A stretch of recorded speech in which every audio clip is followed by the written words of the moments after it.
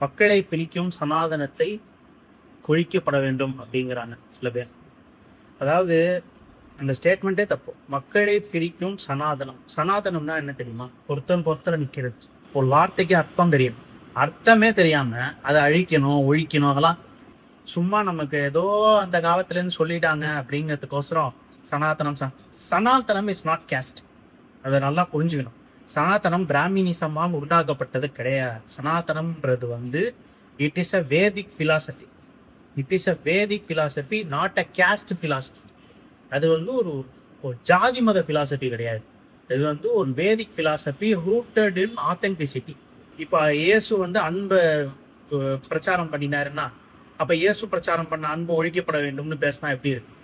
அன்புன்றது இயேசு சொல்றதுக்கு முன்னாடி இந்த உலகத்திலே இல்லையா அப்படின்னு கேட்டா, அந்த மாதிரிதான் சனாதன தர்மமும். சனாதன தர்மம்ன்றது ஒருத்தரை அரவணைச்சு வாழக்கூடிய ஒரு தத்துவம்.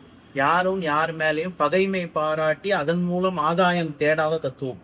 அதை ஒழிக்கணும் அப்படின்னு அப்ப திருட்டுத்தனத்தை தான் ப்ரொமோட் பண்ணணும், வேற ஒன்றும். ஸோ சனாதனத்தை, மக்களை பிரிக்கும் சனாதனத்தை வேறு இருப்போம். மக்களை பிரிக்கிறதே சனாதனம் இல்லாத இடத்துலதான். சனாதனம் இருக்கிற இடத்துல மக்கள் பிரியறதே இல்லை. சந்தோஷமா சௌக்கியமா எல்லாரையும் அரவணைச்சுதான் போயிட்டு இருக்காங்க.